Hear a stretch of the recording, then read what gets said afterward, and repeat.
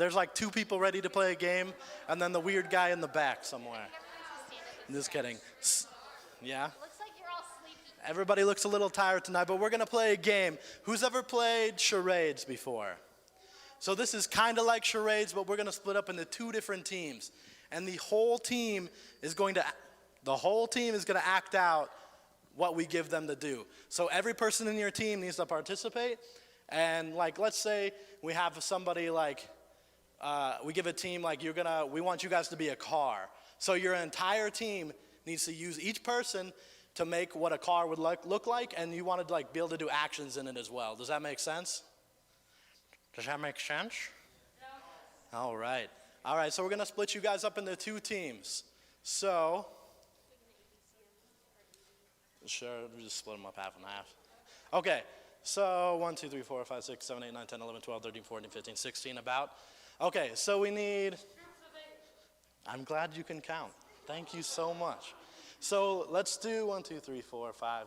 So we're going to take all the guys over this way. And then I also need, there's 7. Okay, and then 1, 2, 3, 4, 5, 6, 7, 8, 9, 10. So I want 1 or 2. I need 2 girls who want to, 1, 2, 3, 7. Is there 1 girl that wants to go over here, or you guys just want to go together? Okay, we'll use the other guys. Okay, so the girls, we're going to have you on this side.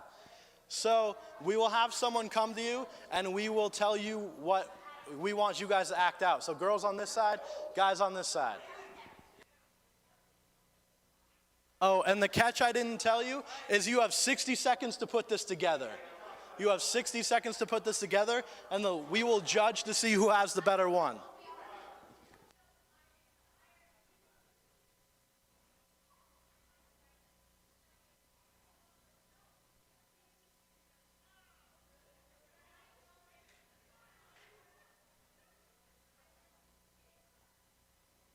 All right. So this first round, we're going to start out pretty simple. Dakota, get back over to the guys. I know you like to flirt, but get back over there. So girls, we're going to actually have you, we're going to stick with the easy stuff for the first round. You guys are going to be a car, and you guys are going to be a bicycle. All right, so you have 60 seconds to make a bicycle out of every single one of your people, and you have 60 seconds to make a car out of every single one of your people. Are you ready? All right. Ready? Go. 60 seconds. You have 60 seconds.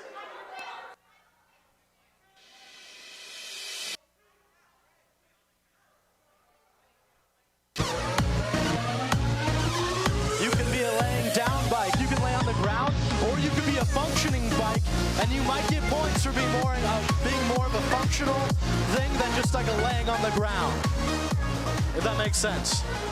You have 45 seconds left, everybody. 45 seconds left. Everybody needs to be in your thing. You could be standing up or laying down.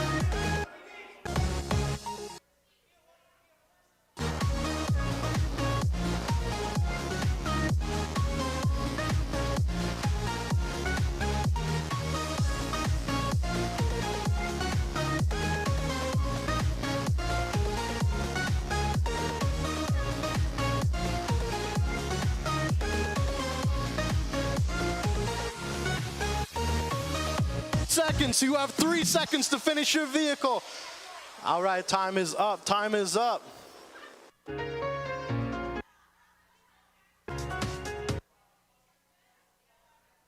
A functioning pedaling bicycle. And what kind of car is this? Is this like a minivan? You have a lot of children. All right, nice job, guys. Nice job. All right, we're going to give you another one to do. We will tell you who wins at the end of this. At the end of this, we'll tell you who wins. You guys did awesome. All right, so now, guys, you guys have a dishwasher. A dishwasher. And I have to know it's a dishwasher. I was thinking like car wash? Car wash? You're right. A fire? Fire. Girls, you guys are going to be a fire. A fire. And you have to convince me. A campfire or a forest fire?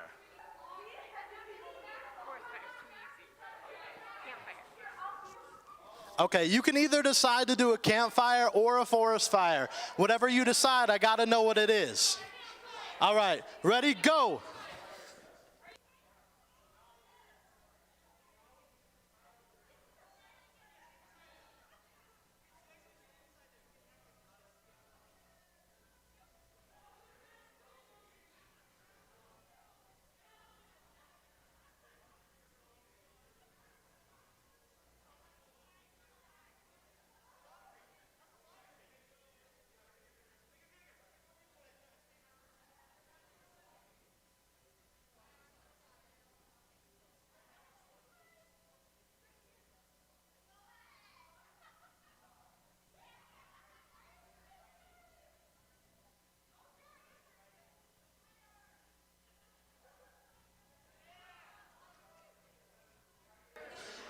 So I see you guys, I'm gonna guess you guys are at campfire.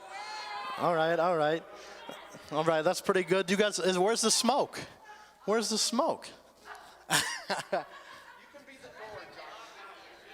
All right, time's up. Do you guys have yours?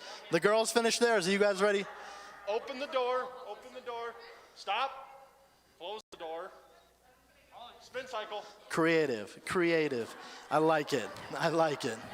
All right, so this next one is gonna be the final round, and we're actually tied up. Girls, you won last round. Guys won this round. Yeah, I liked your fire. It was almost creative. Like it was good. It was a smoldering Hey, fire. what's up? It's Pastor All Ronnie. right. So we got I'm Hannah this is the O'Connell. last round, and this is for all the something. Tell you what it is later.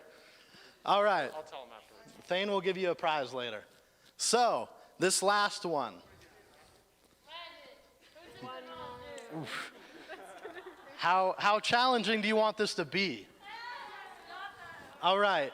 So girls, you guys are going to be breakfast. Guys, you guys are going to be a car wash. Oh, man. So we got All right, you've got a minute. You've got a minute. All right, here you go. Your time goes now. 1 minute.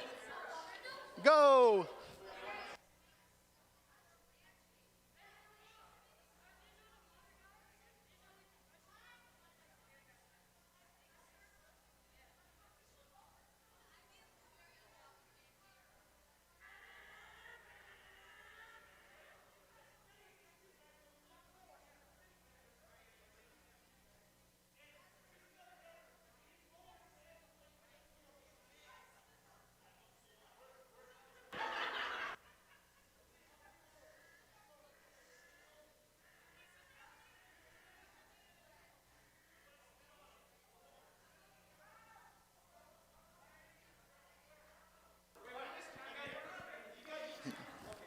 All right, guys, take me through your car wash. Take me through your car wash.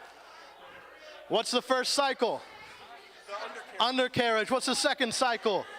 the spinners. And more spinners and then the dryers.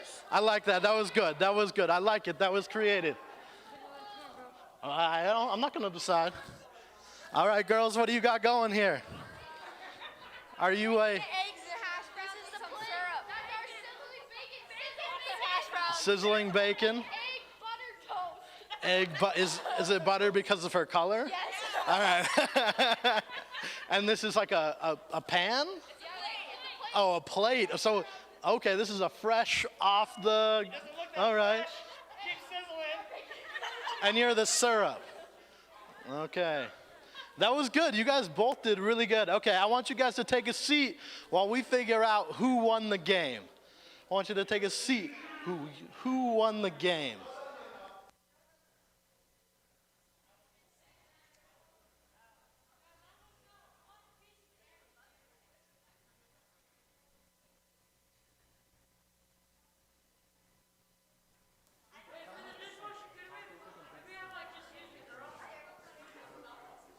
Second. The winner will end up asking. It'll be a drawing for a TV. Put in a ball for a drawing for 35.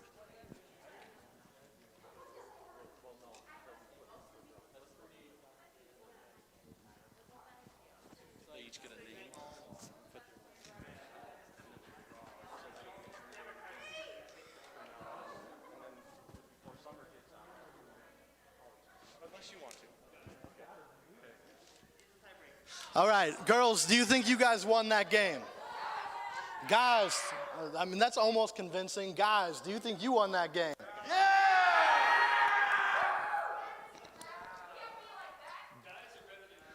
All right, so this prize is actually pretty sweet, and Thane's gonna explain it in just a second. You don't get a sandwich, but I got the final numbers in. It was a close one. It was close. But the guys just had a cleaner performance. So the guys won. Girls, you guys did awesome.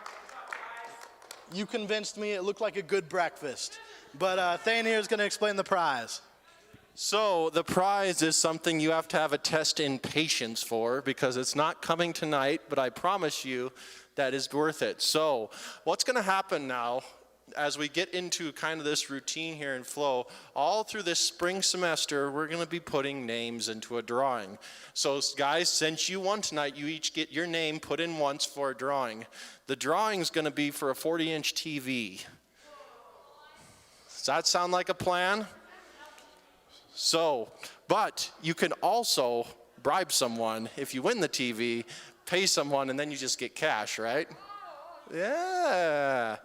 But winners get a 40-inch TV. That's going to be awarded sometime in May. But, so that will be appended onto every prize. So if it's a candy week, you get candy and your name in a drawing, all right? Sound good? Sound great? All righty. Now for announcement times. I need you to start a video. This video was created by yours truly right here and my brother-in-law. It's going to be talking about winter retreat. So, winter retreat, general info, $85 to go. It's February 12th to the 14th. You do not want to miss it. With that, roll it. Welcome to Section 6. We are promoting our winter retreat, which is going to be on February 12th to the 14th. It costs $85 to join, and I promise your money will be well spent, and it will be worth it. I promise you. So what we're going to do is we're going to just show you what to expect that weekend on that 12th to the 14th and how we're going to make this an awesome, fun, exciting time. So to start off, we're going to go with some food. All right, so what do we got here? So we got ice cream, we got chocolate syrup, Ready Whip, and chocolate milk. Do you have a cutting board? Lord, Fred.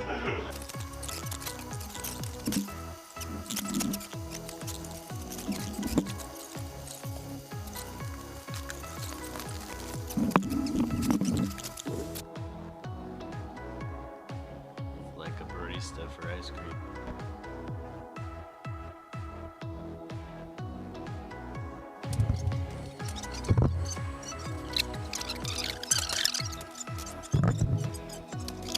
Mash it good.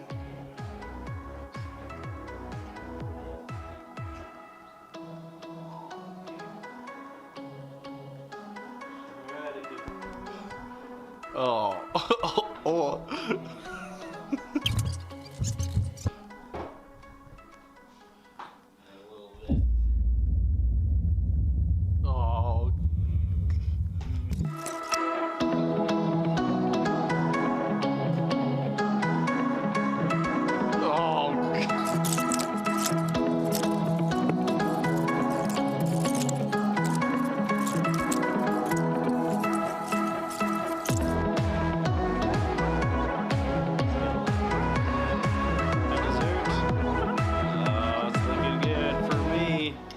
And we got, I don't know what this is. I mean, we're looking. He's gonna stand by a trash can. Okay. That won't be too bad though. Okay, Matt, you try yours first because we have an idea that might be actually a pretty good marriage for flavors there.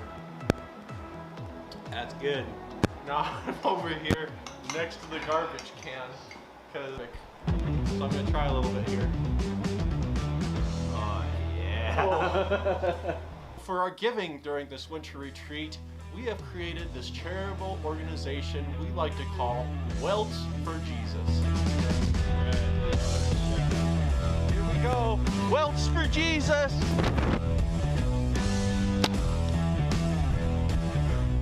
Got him!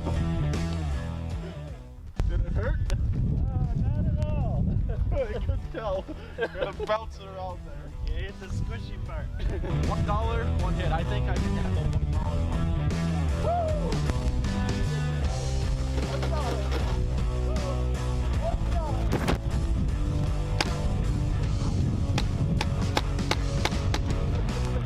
He doesn't know this, but we're just gonna run the credit card and keep her swiping. Here we go!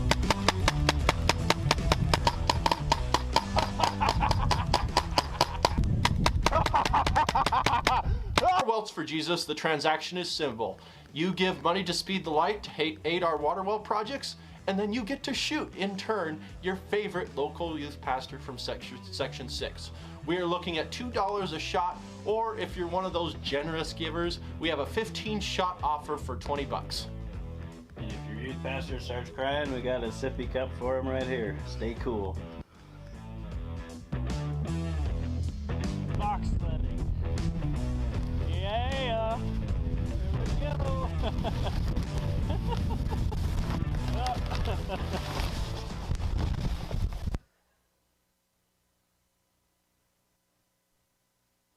The champions of the world. Oh, wait. We actually need to be doing worship music here. So on 3, we're going to do Jesus Loves Me and more cowbell. More cowbell. Jesus loves me. Yes, I know. The Bible tells me so. So come and join us at Winter Retreat 2021. It's going to be a lot of fun. Hope to see you there.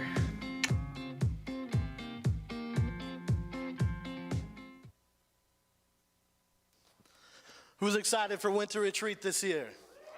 Yeah, dude, it looks pretty fun. And a huge bonus is Thane is not actually cooking. So be happy that Thane is not actually cooking. But I don't know. We'll have to find out when we get there. What's up? The days. It's the 12th through the 15th? 14th. 12th through the 14th. Friday, Saturday, and we will come back Sunday. No. I don't know. But it'll be a fun time. If you ever it's just a nice break away from your parents. And who doesn't like being away from their parents? But just come ready to worship, come ready to have fun. We have a sign up. If you want to sign up, talk to Thane, or we'll probably have it out there, or you're signing up right now. You're signing up right now. So be excited. It's going to be an awesome time, guys.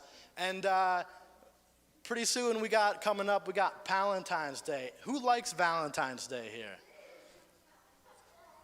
Nobody. Is everybody in here? Everyone in here must be single. Anybody? So for those of us that actually don't like Valentine's Day, just kidding. We like Valentine's Day. We're going to have on the 10th of February, we're going to have a Valentine's Day here. It's a Wednesday night. It starts at normal times. Come ready to have fun, ready to have some food. And some Lego Master. And oh yes, and the best part is, it's Lego Master theme. So anybody who likes Legos and likes cool Legos, come. And if you don't, come anyways, because it's going to be an awesome time. Legos. It's going to be awesome. We're going to be in competitions with each other. It's going to be an all-church event, so it's going to be awesome. It's an all-church event, so come. But we do have one more announcement tonight, April. So April is going to talk about fine arts for us, guys. What is fine arts? That's a great question, and April is going to explain that for you. Alrighty, so Fine Arts is a competition that happens once a year, and you can win cool prizes like you go to nationals or all that fun stuff. So essentially the purpose behind Fine Arts is to show you that you can use your talents to glorify God. And in that sense, it's like ministry preparation. So you get to... if you sing, awesome. If you write music, awesome. If you do photography, awesome. Paint, awesome. There's, can't really think of anything there that would not attract somebody's attention. Human video. Miming? I don't think that's a thing. There is also ASL, like sign language and spoken word and all that fun stuff. And not only that, but the whole thing surrounding fine arts, getting to hang out with friends, one of my favorites. It's here this year, correct? Yes. Okay. So I guess I don't have anything for that then. I was going to say about going to hotels or staying at churches on church floors and then getting mad if you're singing because the pastor doesn't let you drink coffee that morning. That's fun. Yeah, so if you are interested in fine arts, come talk to Thane or Amanda. Dakota. You're there for Jesus.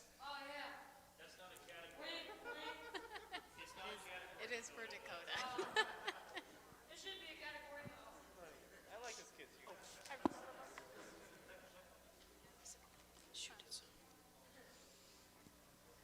Okay. All right, so if you have any sort of skill or gift that you want to share and you want to improve upon, come and see me or see Thane. And on that note, if you guys want to stand up with us, we're going to, in the words of April, we are going to jam for Jesus.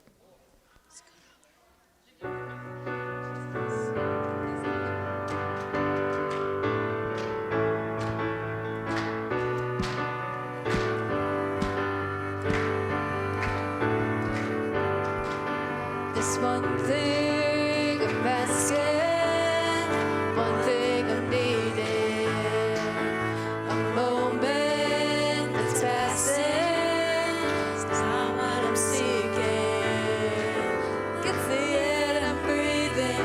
I want your presence, feet on the earth, heart full of heaven's here for you. Completely consumes me.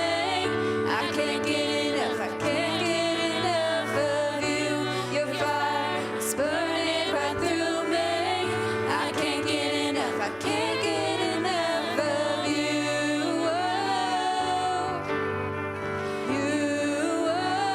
Can't get enough of you.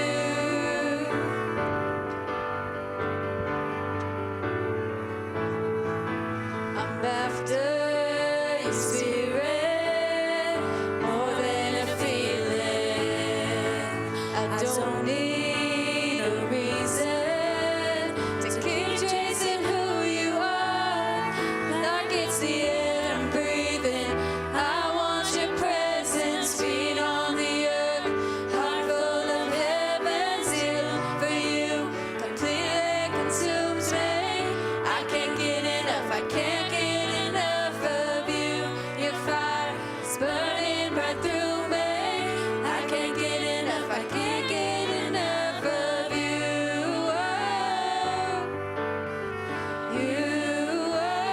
Can't get enough of you.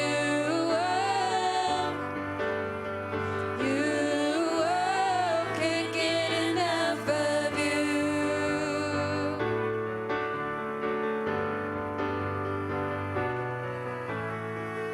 Every bit is yours, you can have it all. Take over like only you can. All I'm reaching for is you and nothing more. Take over like only you can. Every bit is yours, you can have it all. Take over like only you can. All I'm reaching for is you and nothing more. Take over like only you can. Still for you, completely consumes me. I can't get enough. I can't get enough of you. Your fire is burning right through me. I can't get enough. I can't get enough of you. For you, completely consumes me. I can't get enough. I can't get enough of you. Your fire, it's burning right through me. I can't get enough. I can't get enough of you.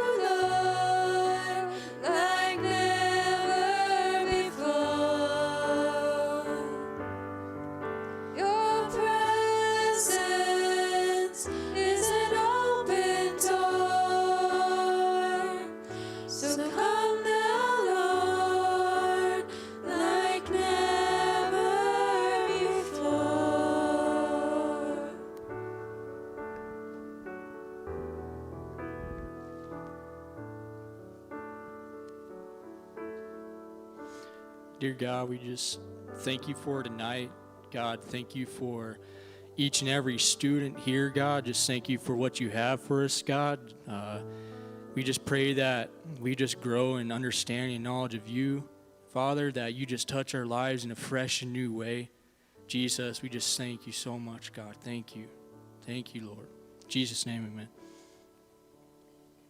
Amen. So, I need Joe and I need Caitlin. Joe and Caitlin. You're in trouble. In trouble. If Caitlin's coming up, that means you're in trouble because she's really, Landon, really. All right. So, before Nate gets into the Jesus's suite, we got a little tradition here, and we got two new people. It would be Olivia. If you want to just say, wave your hand, Olivia, say hi. And Hunter is in the back there. So, what we have a little tradition when you first come here to Parkhill is we chuck a do at you. So when that happens, Joe, take your ammo. Caitlin, take your ammo. Joe, you got a little harder. So what's going to happen is Caitlin's going to, that's a pretty good distance for you. So she's going to toss it right to Olivia. Olivia, you're going to try to catch it. I suggest Haley and, Addie and, that whole crew there. Kennedy, just kind of duck and cover, but we're going to do it on the count of three with everybody saying it. On the count of three. 3, 2, 1, hit it! So, so same thing for Joe. Joe, we're going to make this exponentially hard for you. Do not hit the lights. On the count of three, you're passing it way back there where it says God's Word. And Hunter, right in front of that. Hunter, good luck trying to get excited with the swipe and toss. We're going to do it in 3, 2, 1, hit it! Oh! Joe! When you're doing tossing, the underhand is your turn. I apologize, the trauma that's happened in this section of the stage. Hunter, I would suggest you wait until opening that door.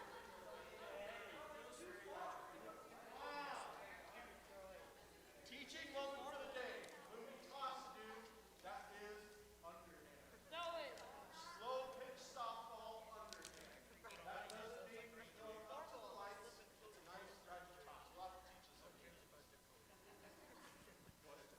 All right, welcome Hunter and Olivia. It's awesome to have you here. So who wants candy? Who likes candy? Okay. Who likes to answer questions? Okay. Awesome. So 4 or 5 of you, do you have something that God did for you this week? Okay. We'll go Addie. What did God do for you this week?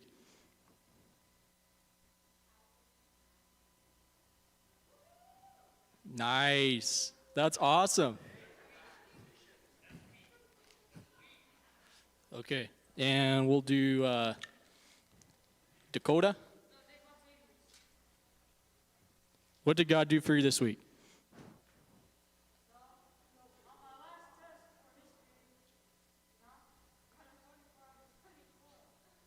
Dang, man.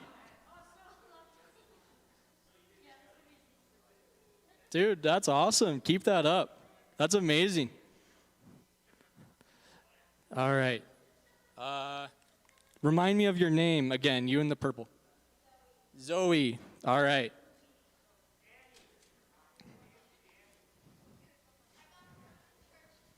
You got to come to church tonight.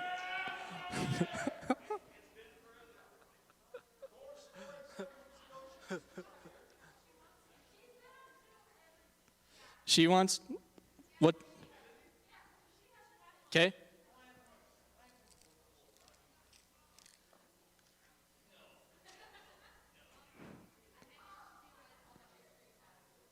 You did what? Awesome.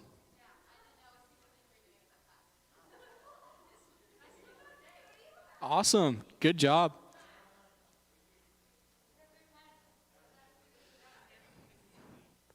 Okay, we got a few more questions here pertaining to the Devos.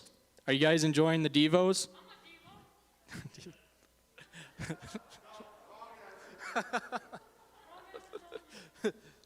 Okay, so first question.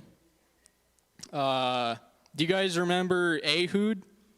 I think that's how you say his name. Ehud? I don't know. Was he left-handed or right-handed? He was both. Left? Malachi?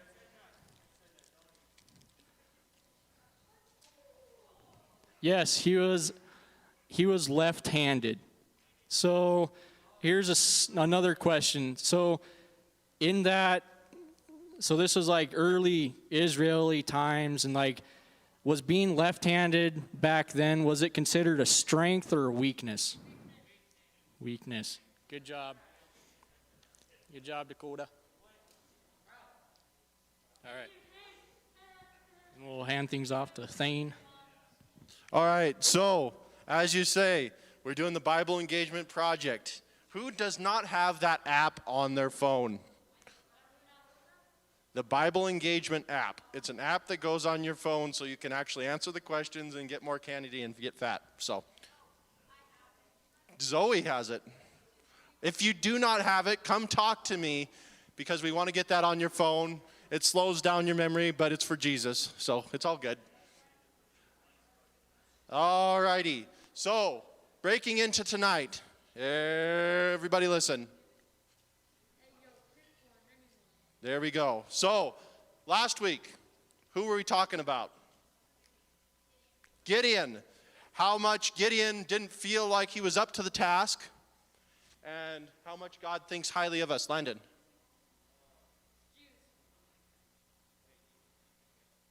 I didn't say a question, so it would be hard to repeat it if I did not say it.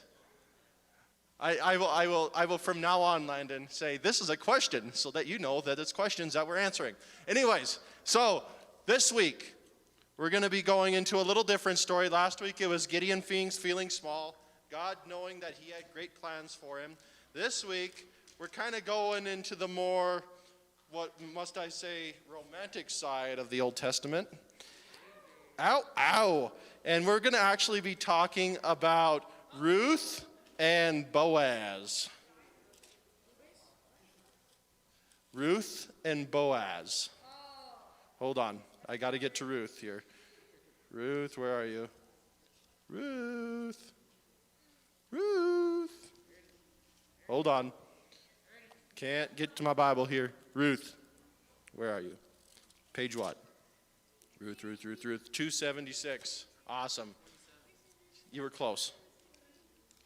276. So who knows something about the story of Ruth and Boaz? Dakota. The two main characters are Ruth and Boaz. You would be correct. Anybody else? Anything else? Zoe. Huh? I did not hear you. Ruth is mean? No. You are wrong. So, since I haven't got any... Oh, one more, Landon. It gets to that point. It doesn't start that way. Let's begin. Ruth 1, starting Ruth 1, we'll get some explanation here. In the days when the judges ruled in Israel, a severe famine came upon the land. So a man from Bethlehem left his home and went to the country of Moab, taking his wife and 2 sons with him. The man's name was Elimelech.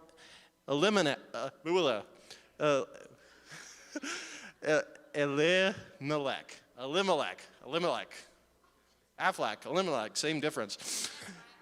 And his wife was Naomi. Their 2 sons were Mahlon and Chilion. They were, too many E's, Ephrathites from Bethlehem in the land of Judah. And when they reached Moab, they settled there. Then Elimelech died, and Naomi was left with her 2 sons. The 2 sons married Moabite women. One married a woman named Orpah, and the other named Ruth. Orpah. Orpah. But about 10 years later, both Mahlon and Chilion died. This left Naomi alone without her 2 sons or her husband. So, obviously, a lot of things happened to Naomi at this time. What kind of things happened? She was like the last man standing. But what happened? Huh? We won't go there. That is in no way related to Ruth or Boaz, I promise you. But, be quiet. So, what things happened to Ruth and Boaz? Not Ruth, Naomi. So, what happened to Naomi in that first part? Her husband died. Who else died? Her 2 sons. So, who is she left with? Her daughter-in-laws. So we got the mother-in-law and daughter-in-laws going along. And also, what was happening in that country during that time? There was a great famine. So people were starving and dying. So, starving, left alone with everyone, all her support system. So back in the days, the husband was the main provider. She basically was supported by her husband, and if he was to pass away, then her sons would be doing that duty, but then they passed away, so then they were kind of lost and dazed and confused. So, what do you think Naomi might have been asking God after losing husband and both sons? Why did this happen? Am I important? Do I matter? Do you care that I don't have anyone to share life with? And am I being punished for what I'm doing? So, we're at this point where everything's getting kind of rough, and they have to make some really, really tough decisions. Going in verse 6, then Naomi heard in Moab that the Lord had blessed his people in Judah by giving them good crops again. So Naomi and her daughters-in-law are getting ready to leave Moab to return to her homeland. When her daughters-in-law, with her 2 daughters-in-law, she set out from the place where she'd been living, and they took the road that would lead them back to Judah. But on the way, Naomi said to her 2 daughters-in-law, go back to your mother's homes, and may the Lord reward you for your kindness to your husbands and to me. May the Lord bless you with the security of another marriage. Then she kissed them goodbye, and they all broke down and wept. No, they said, we will go with your people. But Naomi replied, why should you go on with me? Can I give birth to other sons who can grow up to be your husbands? Nope, Elimelech was done for. So, no, my daughters, return to your parents' homes, and I'm too old to marry again. And even if it were possible, if I were to get married tonight and bear sons, then what? Would you wait for them to grow up and refuse to marry someone else? No, of course not, my daughters. Things are far more better for me than for you, because the Lord himself has raised his fist against me. So, paraphrasing into that, what ended up happening? What did Orpah do? Orpah went home. What did Ruth decide to do? Stay with Naomi, thick and thin. So I just paraphrased the next part of the story. So, why do you think Ruth stayed?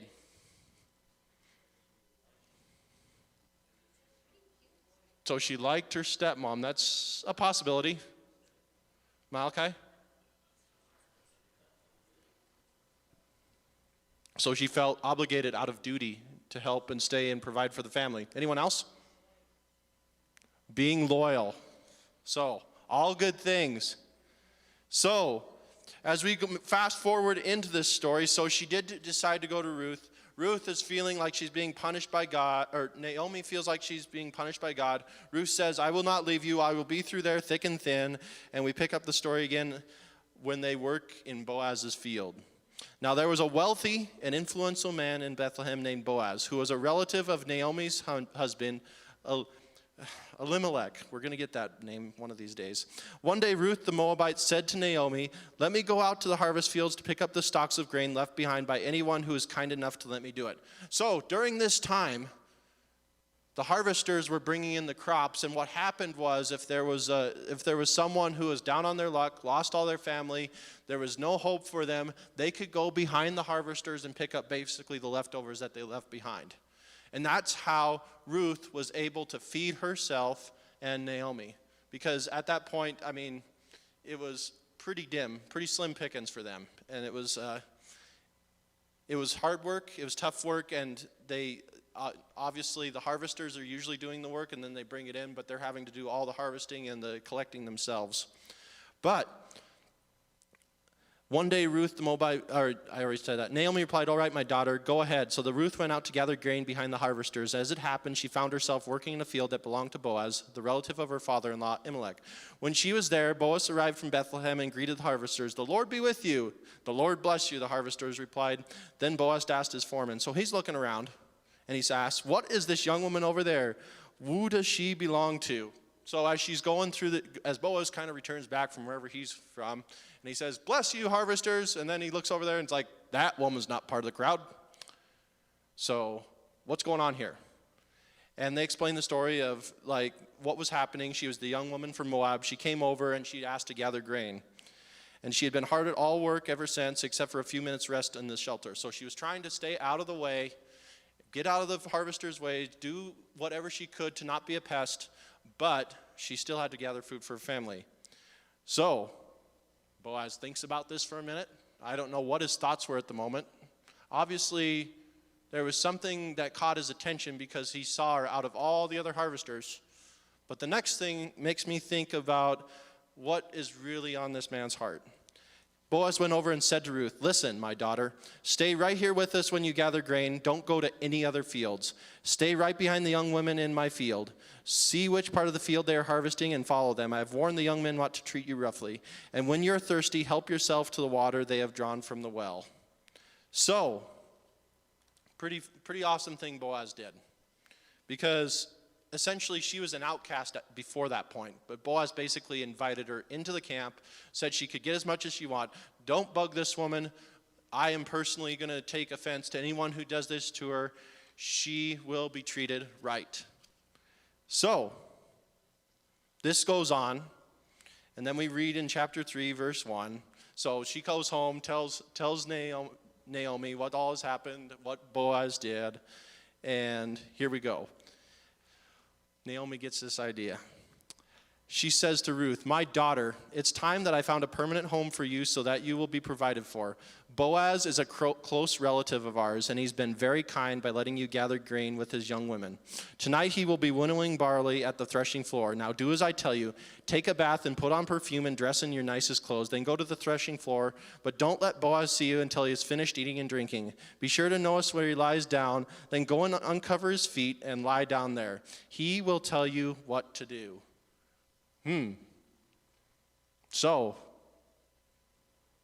I'm guessing in Israelite, what I've read about that is when, back in those times, when an Israelite woman lays across a man's feet, during that time, basically they're saying, I am yours, I need your help, and I want to be with you. So, pretty big, basically, Naomi saw this as an opportunity to provide for Ruth. As she's been faithful and taking care of Naomi, Naomi said, aha, I got someone in my sights. Boaz is a close relative. We can make this all work. Happy, happy, happy. Everybody gets provided for, and good things are going to happen. So I need you, Ruth, to put on your best clothes, get on your knockout dress, lay at his feet, and let's see what happens. What would you be thinking? Obviously, guys, you would not be in this position, but ladies, if you got told to do that, you've only known this guy or known of him for probably 3 weeks. What would you think in that reaction when Naomi said that? Trying to hook a sister up. I mean, let's be honest here. This was kind of what was happening during this time. I heard a nuh-uh. What else? What would be racing through your mind? Let's get out of here. But where do you go? Because you have nowhere to go, no one to provide for you. You're on the verge of starving. And there's no family around. So, still would be a shock. But listen to what Ruth said. I will do everything you say. So she went down to the threshing floor that night and followed the instructions of her mother-in-law. And guess what Boaz said? So get up the next picture. So, you're Boaz. You just got done. You probably drank a little wine. Probably ate some food. Probably in pretty good spirits. I'm going to go to sleep for tonight. Hard day's work. You wake up, and there's a woman at your feet that you know who it is, but it's like the last person that you would think would be there. First thing Boaz says, who are you? which basically means, what are you doing here? Do you know what you're doing? And, I mean, what would you think that moment he wakes up, what do you think Ruth is thinking at that point? Do. What? Well, I mean, she knows what's going on. She laid at his feet. I mean, I would hope she knew what was going on, unless she had to get some false courage, which, no, that's not what happened.